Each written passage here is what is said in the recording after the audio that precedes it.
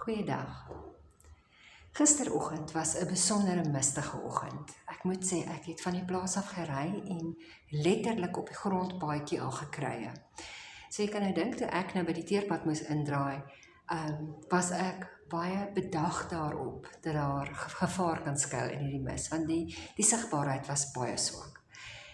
Nou, gelukkig, ongelukkig, dit hang af jy daarna sou wou kyk, toe ek in die groot pad indraai, toe kom daar 2 trokke aan, en agter hulle is omtrent 3 voertuie.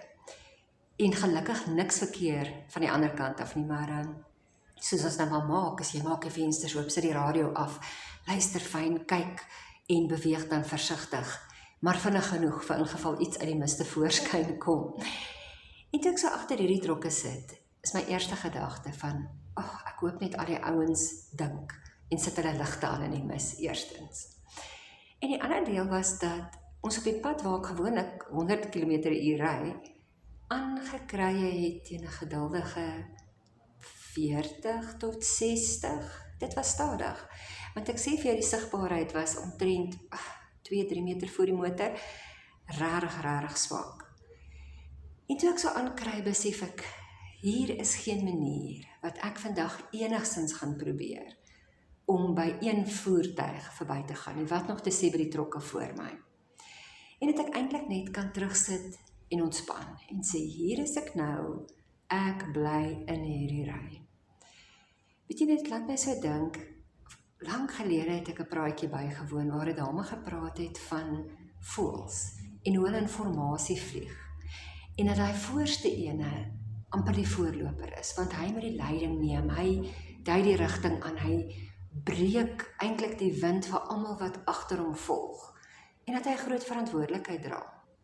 En elkeen van ons dra groot verantwoordelikheid, miskien by die werk, miskien in jou samelewing, in die rol wat jy speel, selfs in jou huis, selfs met jou eie besluite wat jy heeltyd moet neem, is daar soveel verantwoordelikheid wat ons moet dra, en soms raak ons moeg. Sy het ook nogal genoem dat daardie voorloper van tyd tot tyd agter gaan inval, dat iemand anders die leiding neem vir 'n rukkie, sodat sy vlerke kan rus. En toe ek nou agter hierdie trokke aankrye, toe dink ek, weet jy, miskien is dit die Here se manier om vir my te sê, vir hierdie oomblikke, wat jy op hierdie pad is, mag jy volg, mag jy rus, mag jy ontspan en my die leiding laat neem. Miskien is ek nie al een wat daai boodskapie vandag nodig het nie, en as dit vir jou iets beteken, dan is ek so dankbaar. Onthou, rus is ook deur God ingestel. Laat jouself toe om partykeer die leiersels oor te gee. Al is dit net om te sê vir boet en sis, luister, wat op aandete spyskaart?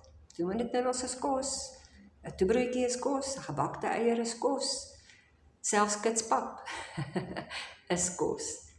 Gee soms die leiersels oor, dat jy ook kan rus. Mooi bly.